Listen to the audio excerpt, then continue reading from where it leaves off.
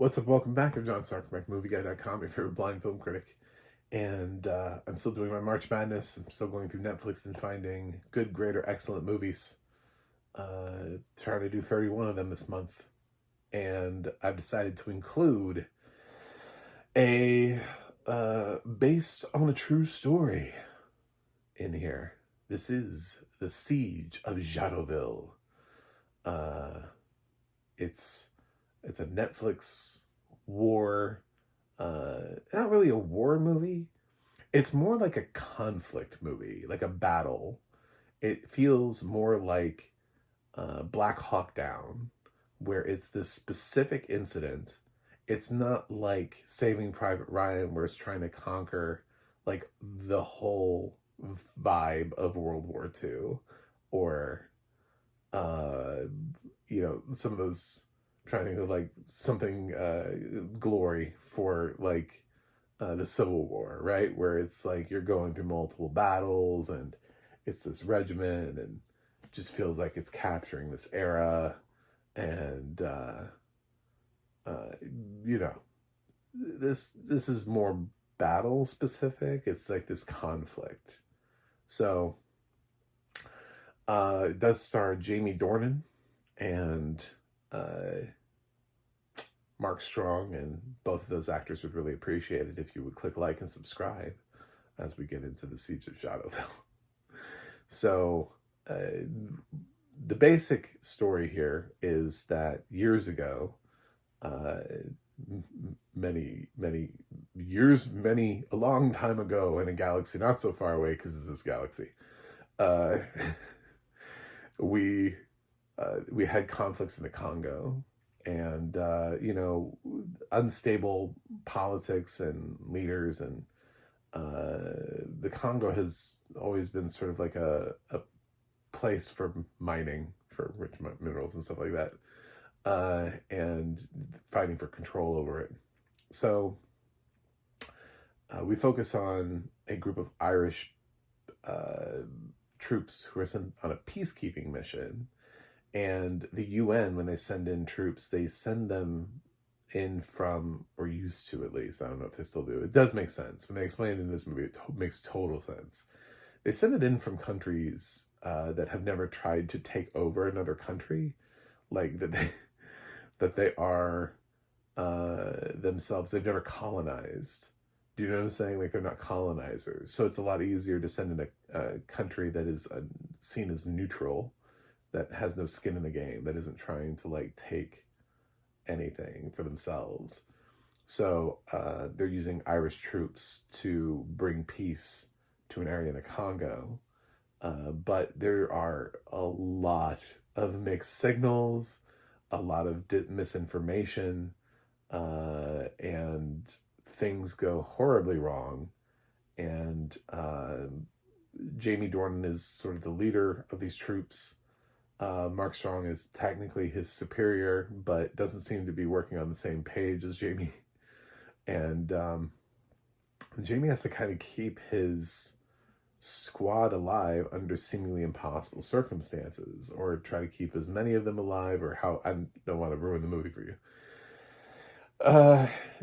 And they're being attacked, and they go through all these different situations, and it plays out this interesting little conflict that you probably didn't know about.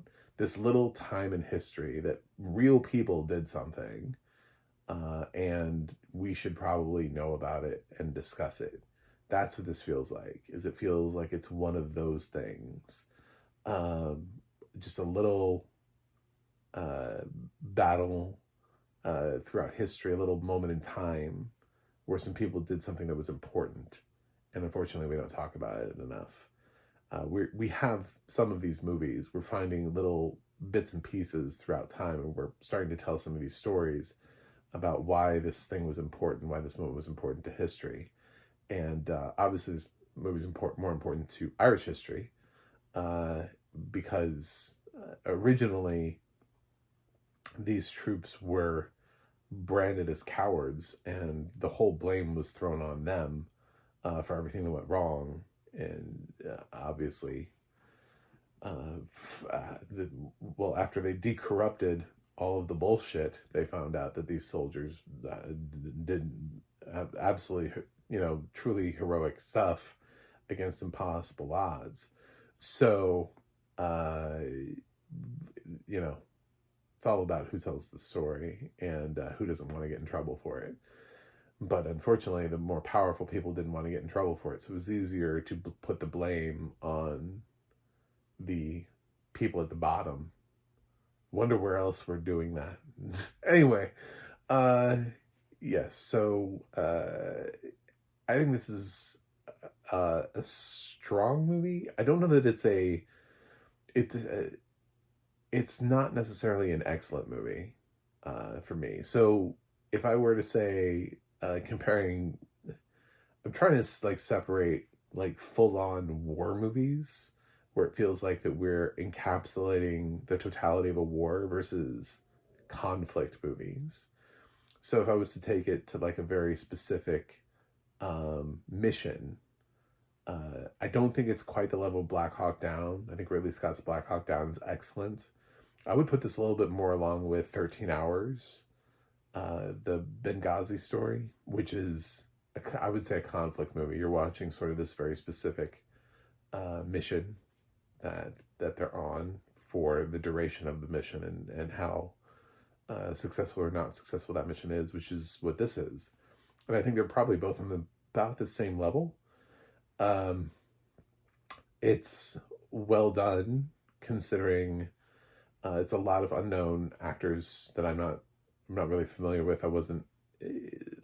Sometimes with these movies, you get like a laundry list of actors who were willing to sign up for this. This movie really is top line by Jamie Dornan, who's I'm not even really that big of a fan of, but he does a really good job here.